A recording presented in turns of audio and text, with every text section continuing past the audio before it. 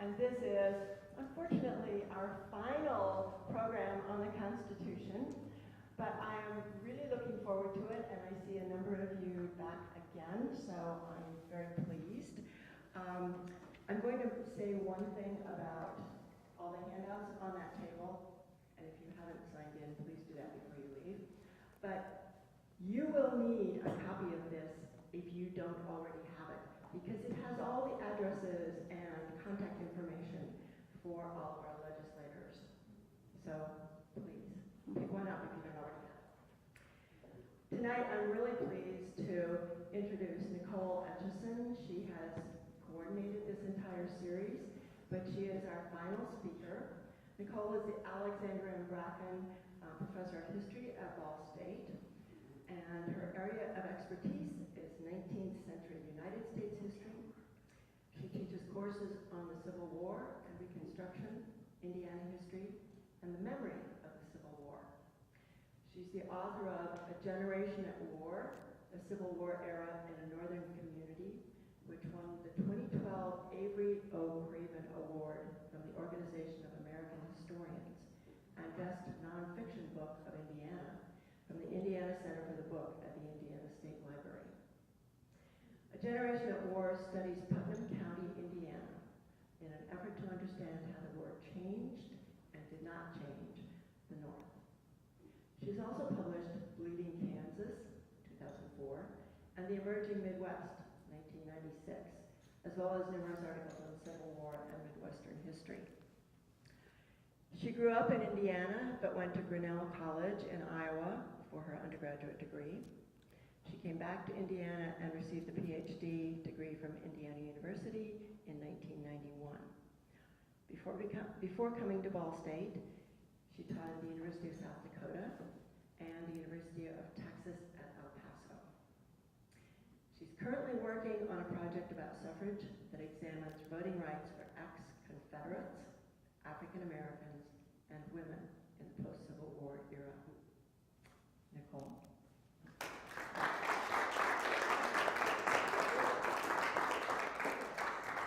Well, thank you all for coming out, and thanks, Linda, for the introduction, and thanks, as always, to Julie. So she's put out a lavish spread. Feel free to get up and go back and get some. As you might imagine, what I'm going to talk about tonight is based on the work that I've been doing for the last several years on the suffrage in the post-Civil War era, and I am primarily a Civil War historian. So you will see that the Civil War is crucial to the history of voting in the United States. I titled this A Right, Not a Privilege, and that is somewhat deceptive because the first major point that I want to make tonight is that in the early national period and the 19th century, voting was not a right. And in fact, you can make the argument that it is, we use the phrase, it's a right, it's in the 14th Amendment of the Constitution, the right to vote, but it's not a natural right. Is the right to vote one of the rights in the Bill of Rights? No. Is it in the Declaration of Independence? Nope. So the natural rights, the Lockean trilogy of life, liberty, and property according to Locke, and pursuit of happiness if you're a Jeffersonian, there is no right to vote. And in the Bill of Rights, you have a right to freedom of religion, you have a right to petition, you have a right to bear arms, but you do not have a right to vote in the first 10 amendments of the Constitution. So it was not considered a right in a natural right, in the sense that was being used in the revolutionary and the post-revolutionary era. And so, because it was not a natural right in the same sense as these other rights, there were many prohibitions, or I should say regulations, on voting. And the one probably everybody knows is up until the early 1800s, you had to either own property or pay a certain amount of tax. There were literacy requirements. Abel's home state of Massachusetts had a poll tax. When we get into the late 1800s and southern states are infamously enacting poll taxes and northerners are saying, ooh, that's bad, you're doing that to keep blacks from voting, every white southerner can respond, Massachusetts has a poll tax. And of course, there are regulations on women cannot vote, whether or not African Americans can vote. So it's not something that comes automatically as a natural right. Now we know that through the early 1800s, these states are removing the property qualifications so that by the time we get to the Civil War, if you're an adult white male, there's no property requirement. There is generally no sometimes there were property taxes, but all things associated with property have pretty much been removed. Still some things. Literacy tests are getting implemented in the Northeast because we have immigrants. And we don't, sorry, I'm not going to pick on New England here, but New England states are instituting literacy tests because they are worried about German immigrants and foreign immigrants. And while New England, one good thing about New England, it's the one region of the country where African Americans can vote, but most of the North and of course the South, free blacks cannot vote, can't vote in Indiana. New York allows free blacks to vote if they have property. White men in New York no longer are required to have property, but black men have to have $250 worth of property in order to vote. So there are property requirements for African Americans. But in the Midwest, African Americans can't vote, and no state by the time of the Civil War allows women to vote. Catherine? Native Americans are not, they're tribal members. So actually Native American citizenship does not come until 1924, or Native American citizenship and voting. So that's the 1920s. So no. Okay. So the Civil War becomes pivotal for restructuring some of this. And I should point out, women and African Americans are petitioning. They're not sitting there taking this in their stride. Of course, everyone in this organization knows that from 1848 on, there are women's suffrage conventions and women are advocating for a whole array of rights, the right to own, married women to own their own property, to have custody of their children, a whole array of things that women can't do, one of which is the vote. And African Americans have certainly been petitioning through all this period. And both women and African Americans have been making natural rights arguments. And they use a lot of the rhetoric of the Declaration of Independence. Elizabeth Cady Stanton in the Seneca Falls Declaration in 1848. The Declaration of Sentiments from Seneca Falls is patterned on the Declaration of Independence, but instead of he has done these things to the colonists, he being the king, it is he being men have done this to women. African Americans in their petitions to legislatures and their public statements will say, you white people have this government that's based on the consent of the governed. We are governed, we do not give consent, and we are taxed without representation. Women and African Americans will be making these kind of arguments out of the Declaration of Independence all up until the Civil War. But the Civil War changes the equation, particularly, as you know, for African Americans. And we now get the Republican Party willing to seriously consider African American suffrage for, I'm going to argue, two sets of reasons. One is military service and loyalty. Over and over again, and African Americans they're going to be saying this. They keep petitioning all through the Civil War, and they're going to say 200,000 of our men are fighting in the army to save the Union. Have we not earned the suffrage? And when you have millions of whites who have been disloyal in the South, Southern blacks, you know, are loyal. Everybody knows African Americans have proved their loyalty. So African Americans during the Civil War will make this argument. We have done military service and we are loyal, and those other people who were your voters, they were not. So should we not get the vote? And they will still make the natural rights arguments. The second set of arguments or thinking that's influencing the dominant Republican Party at this time is pragmatism. And you will find Northern Democrats who are saying during the Civil War, the Republican Party is going to enfranchise former slaves. They're not doing that out of high moral principle. They're doing it because they need their votes. They want those black votes. They're not wrong to say that, because the Republicans are figuring out there are no Republicans in Georgia or the Carolinas or Alabama in 1860. Abraham Lincoln is not even on the ballot in most of the southern states.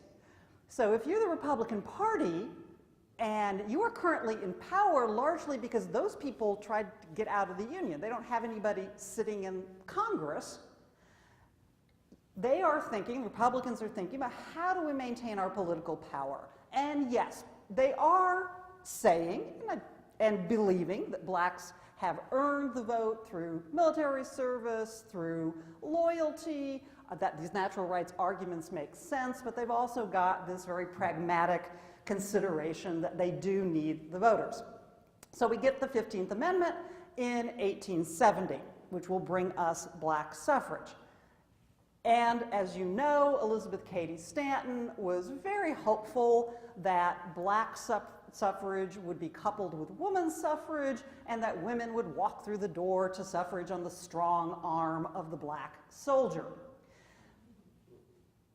The Republican Party decided, however, that adding women in was too controversial, that it was difficult enough to get black suffrage through, and that if they put in the women, they would sink it. And there's a lovely quotation from a Democratic politician in Congress at the time they're considering the 15th Amendment, who says to the Republicans, so now you want black suffrage. Who are you going to want to give the vote to next? Women and children and idiots? So women are classed with those categories. Faye Dudden has written a recent book where she says they probably could have gotten women and black suffrage together at the same time, but the Republicans decide it's too risky, they dump the women. And it will take women another 50 years to get the 19th Amendment in 1920. Women make, in that 50-year period that they continue to struggle to get the vote, they continue to make many of the arguments, so they make the natural rights arguments, they make the same military loyalty arguments in the Civil War and post-Civil War period that African American men were making. So you will find in a lot of the debate in this period over whether women should have the vote, people will say, well, women don't do military service. And the women's movement, many of them who had been nurses during the Civil War. Mary Livermore from Chicago has a wonderful speech where she says, you will find loyal Northern women, and they always get that in there. We were loyal Northern women. Mary Livermore says, you will find loyal Northern women buried at Milliken's Bend, buried at Vicksburg, buried at these battle sites, because they went down there and they nursed and they got sick and they died. And don't tell us, women are saying this for 20 or 30 years after the war, don't tell us we didn't do military service during the war. We did the Sanitary Commission, we were under fire, we were at the battlefield, and some of us sacrificed our lives for this. So they tried to make this argument. And they also point out, so not all men do military service. Are you going to tell men who didn't serve that they don't get the vote? And on the loyalty issue, I don't want to talk a lot tonight about the ex-Confederates, but Northern women start noting that in the 1870s, Tennessee gives the vote back to ex-Confederates. Maryland gives it back. That ex-Confederates are getting re-enfranchised. And Northern women will say, Lucy Stone says this a lot in the Woman's Journal, you're not giving the vote to women who were loyal and helped the Union, but you're giving it to these guys who killed 300,000 Northern men and tried to break up the Union? So they will make this argument, as I said, to loyalty and to having actually done military service during the Civil War. And then, of course, when black men get the vote, we get that very ugly turn in the women's suffrage movement. Elizabeth Cady Stanton expresses it, but Lucy Stone does too. These are educated, cultured white women, and there's some very nasty, ethnocentric, racist language. One of the most famous quotations, Elizabeth Cady Stanton says, think of Patrick, Irish immigrants, and Sambo, the former slaves, and Hans and Ung Tung, more immigrants. Think of Patrick and Sambo and Hans and Ung Tung, who do not know the difference between a monarchy and a republic, who never read the Declaration of Independence, making laws for Lydia Maria Child, Lucretia Mott, or Fanny Kemble. So, and this is a phrase that turns up a lot what women are saying in the post-Civil War era, ignorant freedmen and immigrants are voting where educated, cultured, white women are not. As I said, this is not one of the pleasanter turns in the women's suffrage movement, but it's very real. They're very angry, some of them, and bitter about this. One of the things that women start to say after they don't get included in the 15th Amendment is, well, it took a cataclysmic civil war to get African-American men the vote. It's going to take another cataclysm to get women the vote. And it is the case, Alexander Keysar makes this point in his book, The Right to Vote. Keysar says that advances in suffrage tend to come with wars. So it will be World War I when Woodrow Wilson will be persuaded that women have sacrificed, not quite done military service, they don't use quite the rhetoric of the Civil War era, but Wilson will come out in favor of suffrage and he will tell Congress, we have made partners of the women in this war, shall we admit them only to a partnership of suffering and sacrifice and toil and not to a partnership of privilege and right. And Carrie Chapman Catt lobbied the president very hard to get him to that point, and she was successful. Now, Wilson uses that phrase, a partnership of privilege and right. He pairs these two ideas, the privilege and the right. If suffrage is more of a privilege rather than a natural right, and if it can be circumscribed and regulated, the other big point that I want to make tonight is that it is a privilege that is regulated by the states, not the federal government. No one disputed that until the Civil War. When you get to the Civil War and we start to see the federal government saying, well, we want to make some rules about suffrage because they want to institute black suffrage, there's a lot of consternation and outrage and people saying, that's unconstitutional. The federal government has nothing to do with the privilege of voting. It's a privilege that's granted and regulated by the individual states. And Republicans are going to have to get past that. 1867, March of 1867, Congress passes the Radical Reconstruction Act or the Military Reconstruction Act. It's got a bunch of different names. They just call it the Reconstruction Act, the Republicans did in 1867. And if you're a white Southerner, what you know about this is it divides the South into military districts and it sets a general in control over each of these 5 military districts.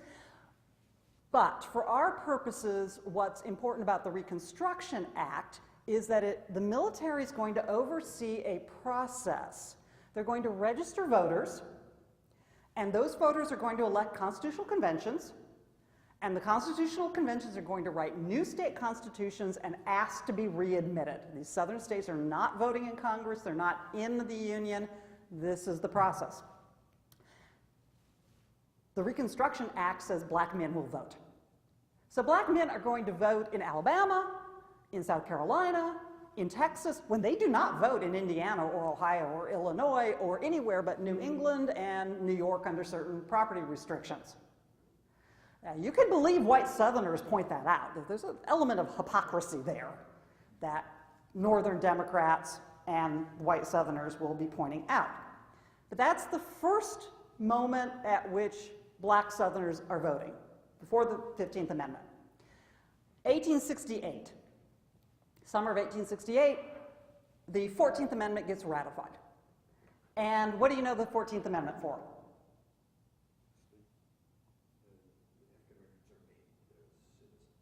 Okay, citizenship, that's section 1. For our purposes, section 2 is the important part. And it's boring, but I'll read it. Representatives shall be apportioned among the several states according to their respective numbers. But when the right to vote at any election is denied to any of the male inhabitants of such state, or in any way abridged, except for participation in rebellion, you can disfranchise ex-Confederates, that's okay. The basis of representation therein shall be reduced in the proportion which the number of such male citizens shall bear to the whole number of male citizens 21 years of age in such state. Okay, pretty boring and complicated. Essentially, what the Republicans are grappling with, they've got two things they're doing in Section 2 of the 14th Amendment.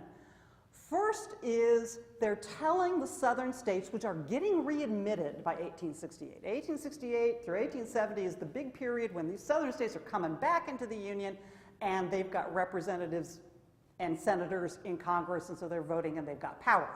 And so they're being told, if you disfranchise your black population, you will pay a penalty. Your representation will be cut. In proportion as you disfranchise your adult male citizens, you will lose representation.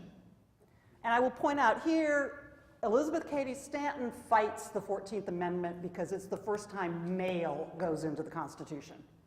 A lot of the women's suffrage advocates will be really unhappy about the 14th Amendment because it's sticking male in the Constitution. But the main thing from the Republican perspective is they want to penalize southern states if they take the vote away from African Americans. And then the other consideration with the second section of the 14th Amendment is that they need to do this. Anyone remember the 3/5 clause of the Constitution? What does it do? Count as slaves as 3/5. Okay, count slaves as 3/5 for purpose of representation, and the Electoral College. Remember, Thomas Jefferson would never have been president if slaves had not been counted towards the Electoral College. A little piece of trivia there. Okay, so the situation the Republicans are confronting by 1868 is that these southern states had this 3/5 measure where they got a certain representation and votes in the Electoral College based on their slave population. They secede and try to break up the Union. They get readmitted. They don't have any slaves anymore. So they're going to try to break up the Union and come back and get 5/5 of their black population counted towards representation. So it's like a bonus for trying to destroy the Union. And Republicans are trying to offset that. So they have a couple of purposes in mind with that. Now, given that the suffrage is not something the federal government has any control over, the Republicans justify the Reconstruction Act, the 14th Amendment, and then the 15th Amendment by saying that the southern states are in a unique position, and there's a lot of constitutional theorizing about exactly what kind of a position are they. Did they revert back to the status of territories? Did they commit state suicide? That's a wonderful doctrine that one of the radical Republicans comes up with. But basically, the Congress is going to say, by trying to break up the Union, you don't have the rights of states anymore. Congress gets to dictate things to you, like the Reconstruction Act.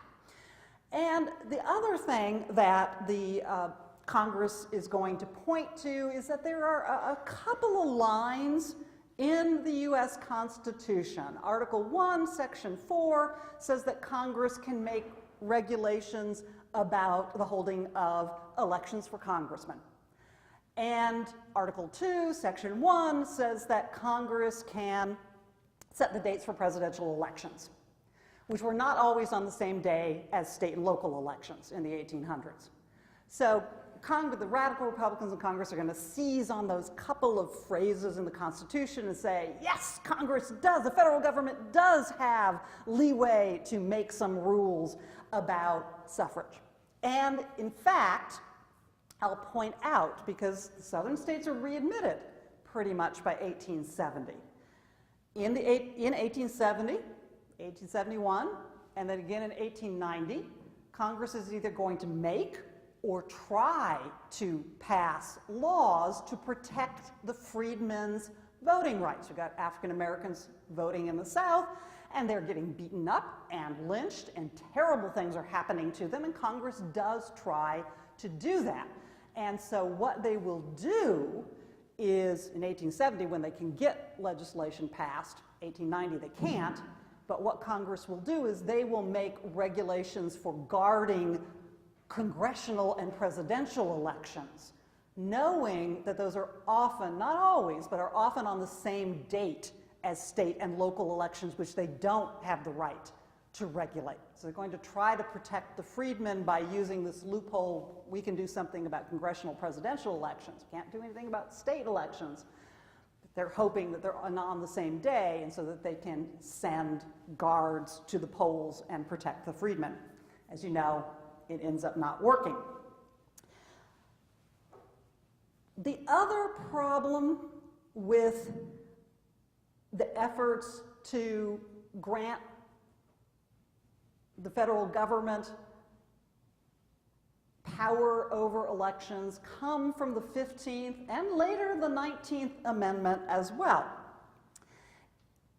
I think that those of us who teach the U.S. History Survey, maybe my colleagues are more scrupulous than I am, but usually in the survey you just tell the students what happens with the 15th Amendment.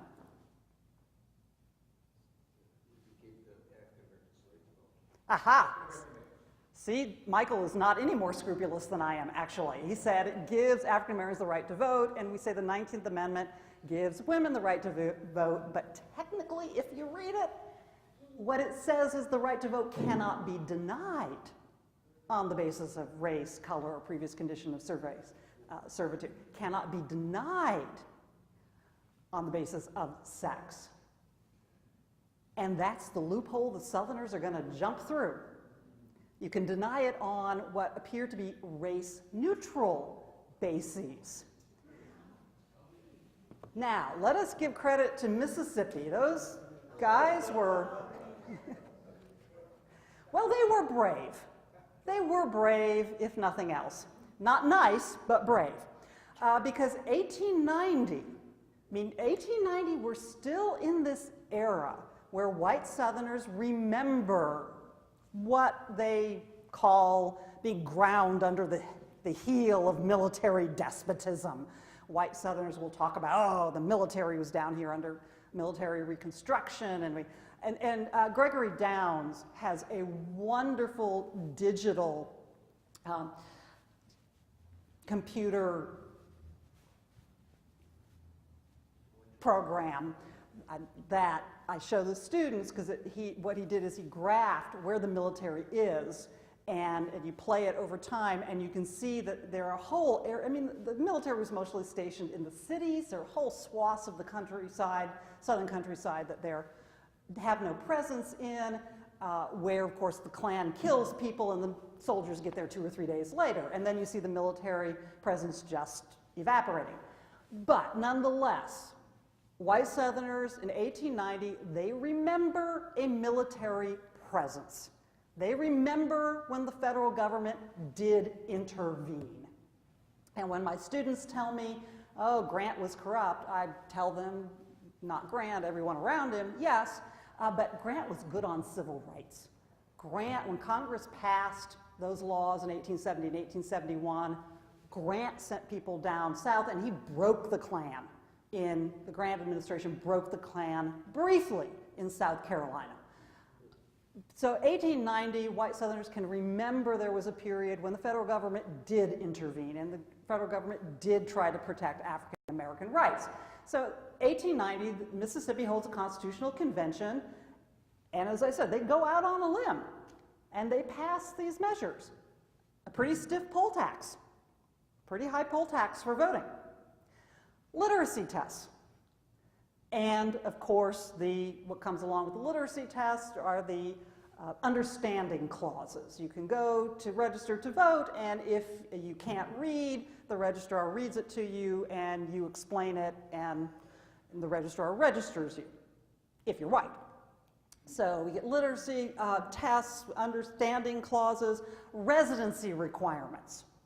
That you have to have long, because, and what the Mississippi Constitutional Convention is thinking is that black laborers are pretty mobile. They're moving around more looking for work than whites are. Disfranchisement for petty crimes, crimes that were stereotypically seen to be black crimes, like petty larceny or adultery. That was another one that they like to disfranchise for. And all of this is absolutely race neutral. And it will disfranchise poor whites. And it will disfranchise in Texas and the Southwest Hispanics. It gets immediately taken to the United States Supreme Court, which rules back to that issue of giving the suffrage versus not denying it. The Supreme Court rules in the early 1890s that there is no positive right of suffrage. There is no positive grant of suffrage.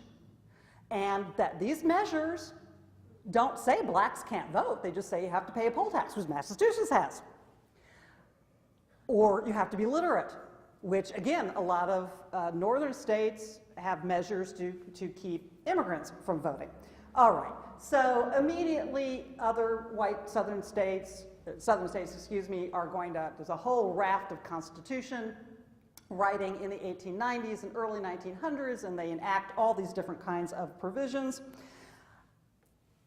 And the effect is that you see black voting. You see voting overall in these southern states just shrink.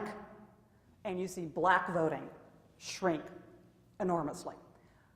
Women's suffrage.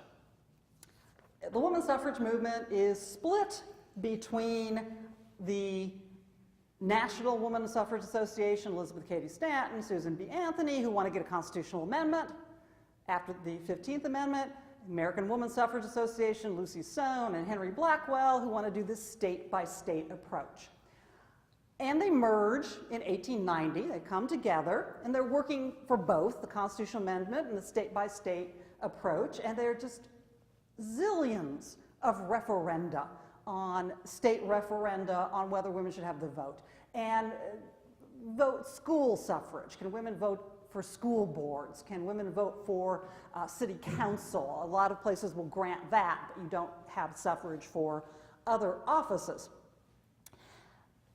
When Carrie Chapman Catt comes to the leadership of the National American Woman Suffrage Association, this reunited body, her winning plan is the idea of a constitutional amendment. She will succeed, but the Civil War still kind of rears its ugly head because she loses a lot of Southern women. Kate Gordon from Louisiana, who had fought for suffrage. A lot of these white Southern women, they don't want a federal amendment because they are thinking Reconstruction, the 15th Amendment, the federal government imposed this on the South. I mean, the idea of a constitutional amendment just grates on them as daughters and granddaughters of Confederates. And also they are worried about, and this is where Carrie Chapman Catt, some of this is not too pleasant, as with Elizabeth Cady Stanton in the 1870s. They're worried about, is this going to enfranchise black women? And if so, will that be the entering wedge for black men to come back to the polls? And Carrie Chapman Catt writes these letters where she is saying, no, no, no, don't worry about it. You can use all these same mechanisms that you use to keep black men disfranchised. Won't change anything in the race relations. This is why some people want to take Carrie Chapman Catt's name off of buildings and so forth. It's very, she was probably, her biographer says, not personally racist, but she knew what she was dealing with, and she will certainly pander to this kind of racism. And if you look at the list of the states that ratify, Mississippi ratified the 19th Amendment in 1984. A lot of southern states didn't ratify until starting in the 1950s. I mean, the Deep South does not ratify. And as one note, there's a wonderful letter in the Indiana Historical Society that Carrie Chapman Catt writes to the Women's Suffrage Association in Indiana, where she says, I've got this map, and I'm coloring in the states that have ratified. And Indiana is in the middle, surrounded by states that have ratified, and when am I going to be able to color in Indiana? Indiana's pretty late. And we do ratify, but Kentucky ratifies before Indiana does. And Illinois and Michigan ratify right away. Okay, so in conclusion, Michael and I both had a wonderful student, Sherelle Brown. She worked with you on the oral history project, and at the presentation that Michael's students had about interviewing African American alumni from Ball State, and Sherelle had this wonderful phrase about talking to people about voting, and she said, you think that when African Americans, when you go to vote, that there's supposed to be soaring music when you go to the polls. It's this great breakthrough. But she said, it's really a very mundane kind of thing. It's an ordinary, everyday kind of thing. So that's one point I would make, because it's very nitty-gritty kind of stuff. What are the regulations, and how do they have impact on the ground? A lot of voting history, I think, is really showing us that. And then the final point I would make, to bring it up to today's issues, we are in a period when states are regulating voting with issues like with laws about voter IDs. These have impacts, and the League of Women Voters certainly believes that these impacts are disparate and bear more onerous for the African American community than for other portions of the population. So you see that, I would argue, this is still playing out, the same kind of loopholes where we can find ways to depress the vote of certain portions of the population that don't violate the 15th Amendment, don't violate the 19th Amendment, but are part of the state's ability to regulate the privilege of suffrage. So thank you very much. Thank you.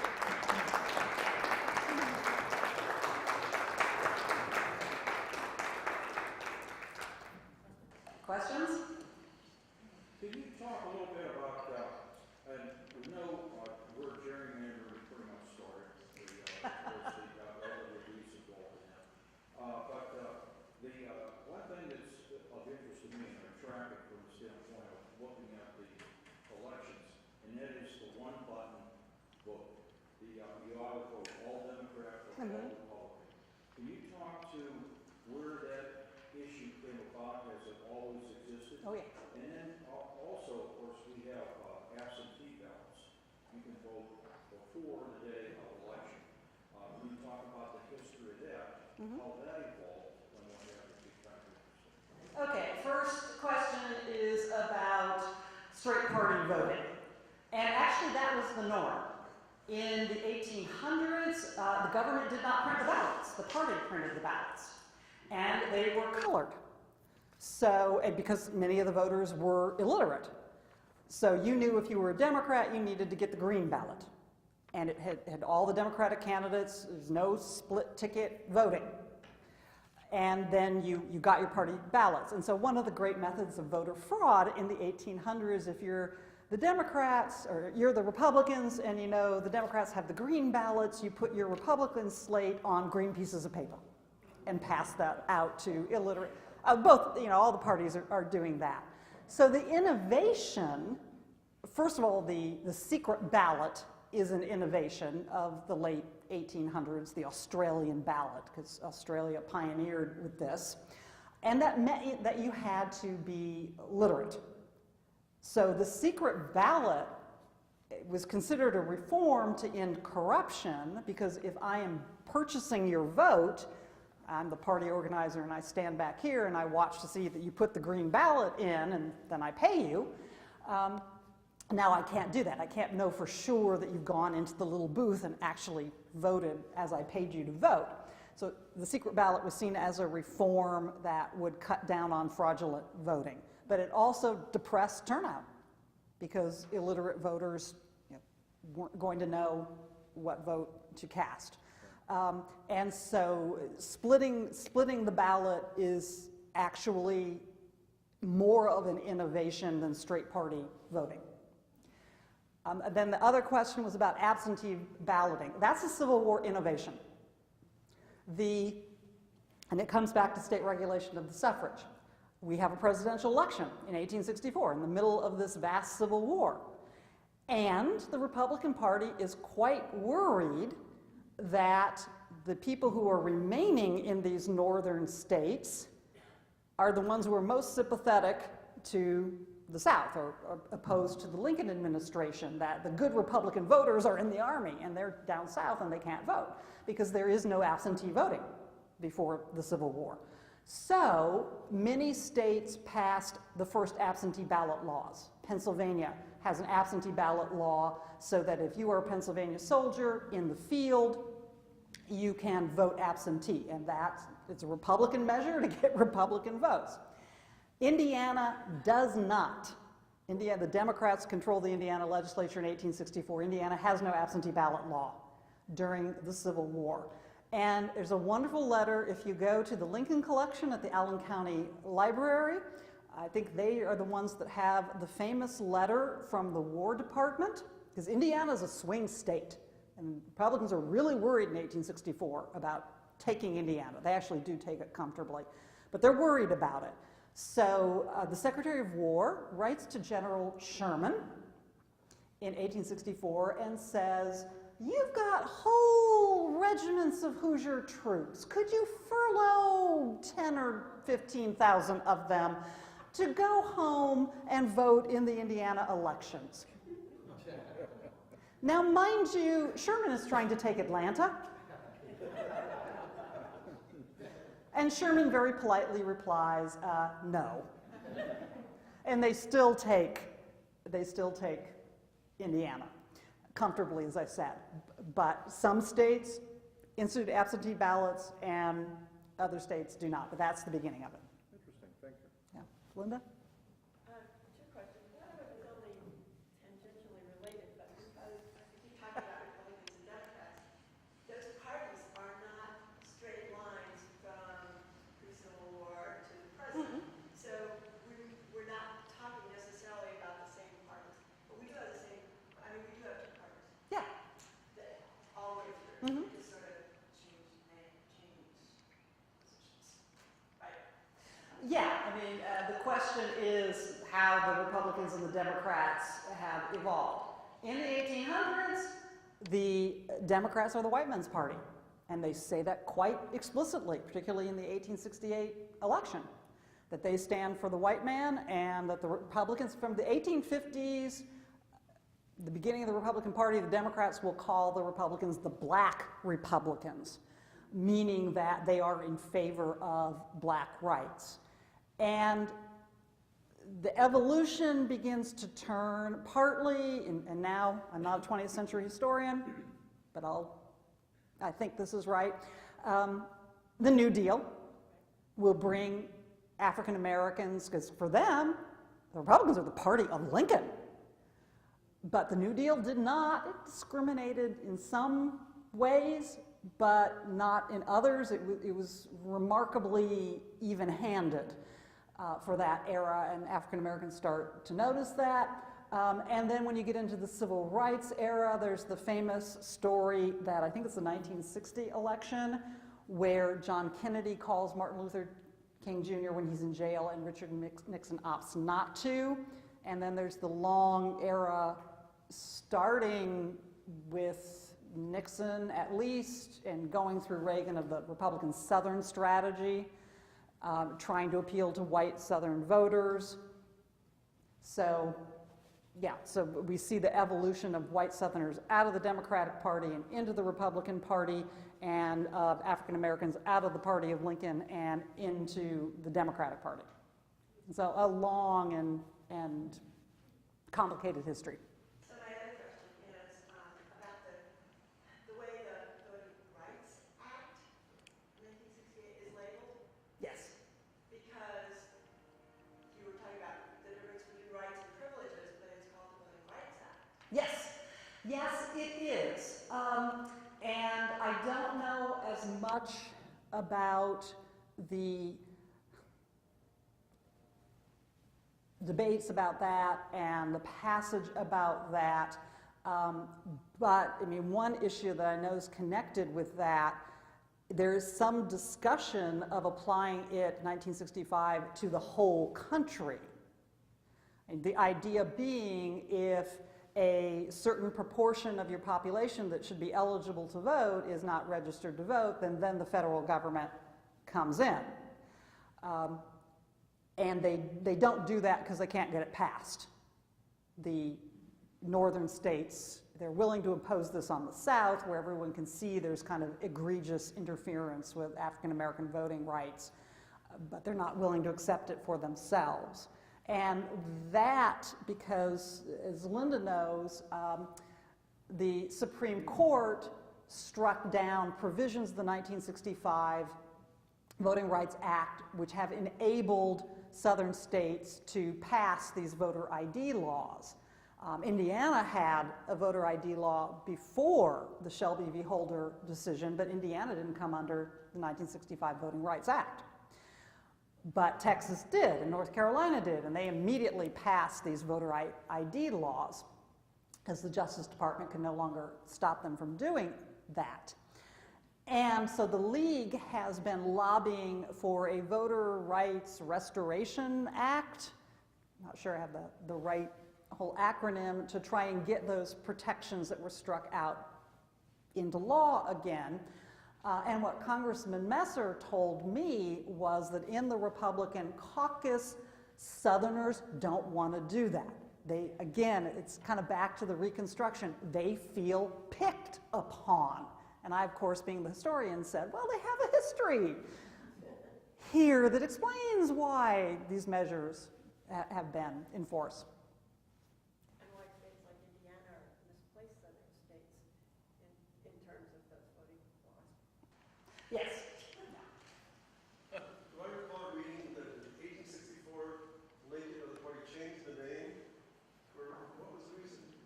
Well, they briefly called themselves in the 1864 election the Union Party. Because Republican has this connotation of black rights. It's after, by 1864, we've had the Emancipation Proclamation. And so they're trying to distance themselves from that reputation of being pro-black rights and to appeal to Unionist Democrats. And this is also, 1864, remember, is when Lincoln ditches Vice President Hannibal Hamlin, who is a perfectly respectable New England abolitionist type. He gets dumped from the ticket and replaced with Andrew Johnson, who is a former Democrat and a former slave owner from Tennessee. And Johnson is put on the ticket to appeal to Union Northern Democrats, with, some would say, catastrophic results after Lincoln is assassinated. I think when Darren Wheeler was saying Andrew Johnson didn't get to appoint any Supreme Court justices, I was in the back saying, good. Abel? Yeah, I really appreciate how you make things more complicated and made us realize how complicated government is, because I was just thinking throughout the whole speech how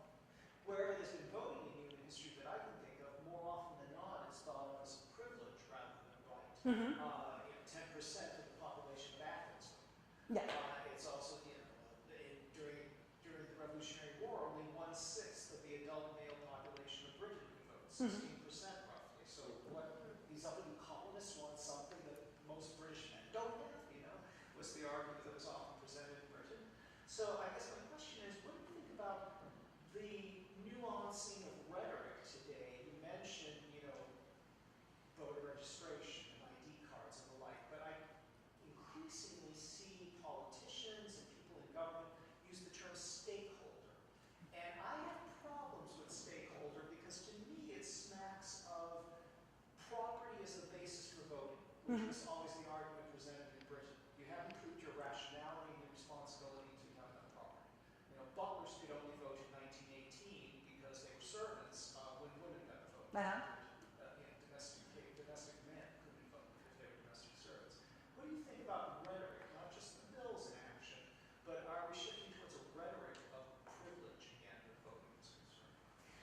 Well, I don't know that I'm up to on all of the rhetoric that's currently being employed, but I think that you're absolutely right that using the phrase stakeholder, that is exactly out of the colonial period and the early national period, and that is exactly in the debates over removing property qualifications. And all of this was contested, and there were lots of people who were opposed to removing poll taxes and removing property qualifications and all of these things, even in the Jacksonian period. It wasn't an unconditional march towards wider voter rights. This was always contested. And so the argument was that you shouldn't vote unless you have a stake in society, and that's why we have property qualifications. You shouldn't vote in a later era unless you have education. And at the period when they are talking about, during and in the immediate aftermath of the Civil War, when they are talking about African American suffrage, Republicans initially talk about it in terms of only for some black men.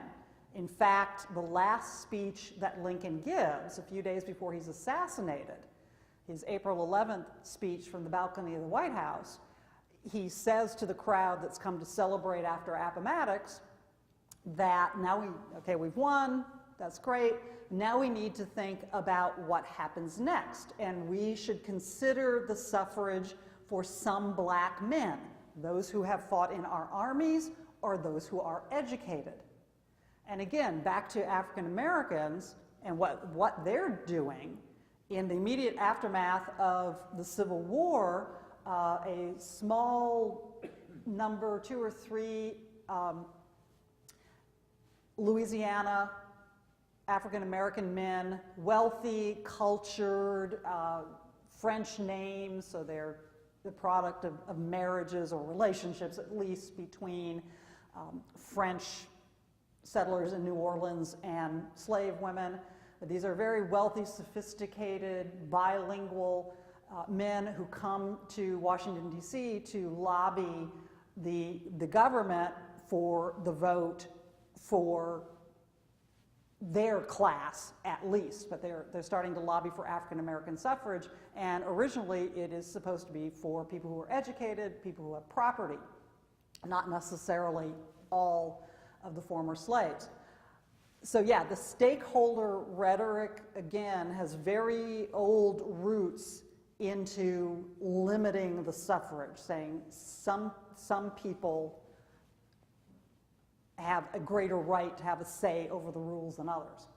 Quick follow-up, and some may even have a greater stake. I don't know if you want to speak to this, but I often think of the decision in Citizens United as being comparable to an effort to reestablish the aristocratic republic, which is the ideal of Venice, the ideal of the United Provinces of the Netherlands, early Britain.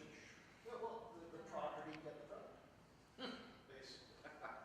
Yeah, I don't know about Citizens United, so I won't speak to that. I will add one comment, though. One of the reasons for not giving women the suffrage is the idea that they are represented through their husbands.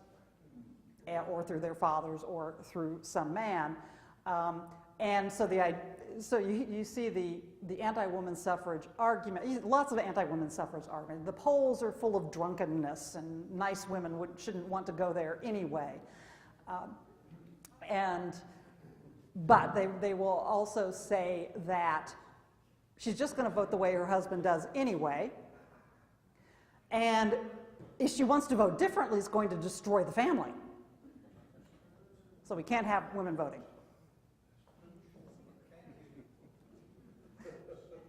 Okay, Linda?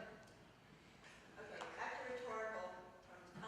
Because I was interested that you brought up the issue about stakeholders being property owners. And because in academics, there are uses of that term that imply other kinds of stakeholder. And so I thought, okay, I've got to look this up. And the ones I'm finding are all tied to organizations, so it's an organizational theory. And they're listing customers, employees, local communities, suppliers and distributors, shareholders, the media, the public in general, business partners, future generations, past generations, like founders, competitors. I mean, all having a stake in the success or the existence of a particular organization. And I thought, okay, if this use of stakeholders in terms of government and voting really is going to that narrower property ownership, then the fact that this larger, more encompassing theory is out there is a good way to mask what's going on, which is a little alarming. Well, picking up on this idea of masking what's going on, you go back to the issue of the voter IDs. The League is putting together a program to get your voter ID. You know, you have to go out to the driver's license branch. So if you don't have a car, the bus does not run out there. So what the League is doing is we're working with MITS to have, in the week before the primary, a van that runs out there for people to get their voter ID. So Teresa Basie is working on, she does these wonderful flyers. She's so good with those. But she's working on a flyer for that, and of course we want people to know all the documents that they need, because you don't want to go down to the driver's license branch on the bus and then find out you don't have the form that shows your social security number, the 2 proofs of address, and the birth certificate that shows you're a real person and actually exist. Okay, and if you look at the Indiana website, I mean, it is dense with text about all the things you need and all the forms. It's really complicated. But the other thing is, if you are a woman, you're going to need documentation of every name change. So you don't need just your birth certificate, you're going to need your marriage license. And your divorce. And a divorce decree. Okay. No, I was down, when I first came back to Indiana and had to get my driver's license, the driver's license clerk is dealing with a sweet little old lady. This room is full of sweet little ladies. But the clerk, the clerk kept asking this woman for her marriage certificate, and she kept saying, "I've been married 67 years. He's a wonderful man." And the clerk is just like, "I need this piece of paper." And the woman kept saying, "Yes, you're married?" "Yes, I've been married 67 years. And they're not, I left. I never found out if she got her ID. So yes, you need all these papers. Then the other issue is that the newspaper is going to tell you that it is a free voter ID. It is true that if you go into the license branch and you say that I need this ID for voting purposes, they will not charge you for a driver's license. It will be free. That birth certificate is not free. An Indiana birth certificate 15 years ago was going for $40.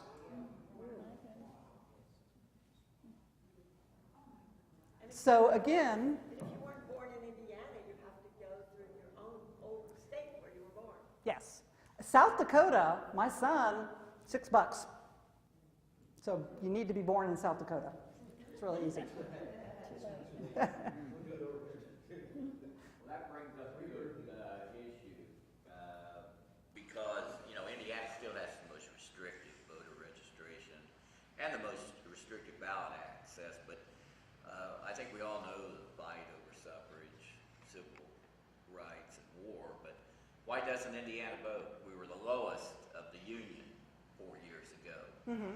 And I just heard Republican lawmakers 2 weeks ago say, who cares about local control in this community because you don't vote and you don't participate. So let's Well, fast forward to right now and what You we want can Linda? do to change You want to come up and? restrictive voter registration. I'll let you in just a second. One of the reasons that we don't have participation is that we don't have choices.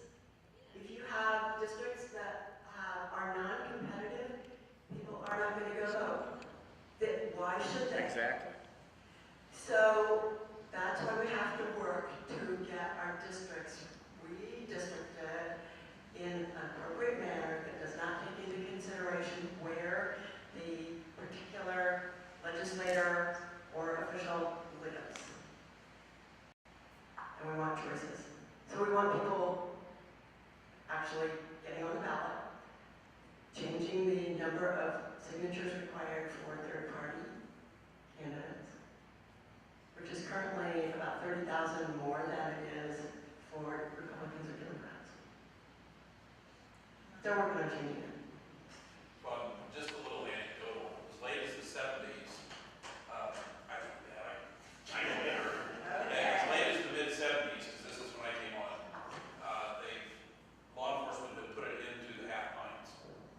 You'd go to the parks on election day, and everybody knew they could go to the park and they were given half pints, and then bus to wherever they were going to vote, and it had to name the person that they were supposed to vote for, or the party that they were supposed to vote for. So we wiped out the half pint vote, so that might have been an impact. So what is that? This was as late as the 70s. No, this is Delaware County. Okay. I will comment one other thing. On April 4th at Kennedy Library, Gerrymandering 101 will be shown, and I will be leading a discussion on gerrymandering and current status. And I'll probably call on Nicole for some updates on the other things about voting at that point, so we'll see. Yeah, I'll comment on a few things. When, back in the 70s, in that era when the voting rates began to drop, there was the argument that people aren't turning out because they're basically contented. I was expecting a bigger guffaw from the audience than that, but that argument has been made. And then the anecdote about the drinking, well, that goes right back to the roots of colonial voting, because the candidate was supposed to treat the voters. You showed out, you had to have alcohol at the polls. And again, this was why it was seen as inappropriate for women to be at the polls, because they're drunken and they're rowdy and there are fist fights. And in fact, one of the arguments against women's suffrage is that women were very heavily involved in the temperance movement. And so the women's suffrage organizations believed, and they were probably right, that the liquor interests were funding a lot of the anti-women's suffrage movement. And the Women's Christian Temperance Union came out, finally, for suffrage when Frances Willard took over. Came out for women's suffrage because they were having a little difficulty persuading the men to vote out alcohol. And they thought that the only way that they would get rid of alcohol was if women got the vote. And that this, of course, did not help them with certain constituencies. And then I'll tell an anecdote about my son, who's going to school in Cincinnati. And he told me this story that before the 2016 election, he was hailed by some League of Women voter a group that was doing voter registration, and they said, "Are you registered to vote?" And he said, "Yes, yes, yes, wonderful work you're doing. My mom does that in Indiana." And she's like, "You're registered in Indiana?" And he said, "Yes, yes, he was registered in Indiana." And she said, "But Indiana isn't, everybody knows what Indiana's going to go. Ohio is a swing state. Wouldn't you like to register in Ohio and actually have your vote count?" And good boy that he is, he said, "No, I'm a Hoosier." And he voted absentee. Yes? Didn't the Supreme Court look at the Indiana law and declare that it was not onerous for voters? But the list you read looked pretty onerous.